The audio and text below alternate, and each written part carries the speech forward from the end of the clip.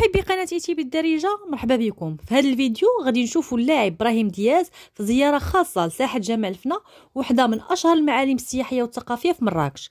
الساحه اللي كتحتضن تاريخ طويل ومليء بالحكايات والانشطه المتنوعه والفنانين، كانت على موعد مع نجم من نجوم كره القدم المغربيه والعالميه ايضا. غنشوفوا كيفاش تفاعل ابراهيم دياز مع الاجواء التقليديه وكيفاش تعامل مع الجمهور المغربي.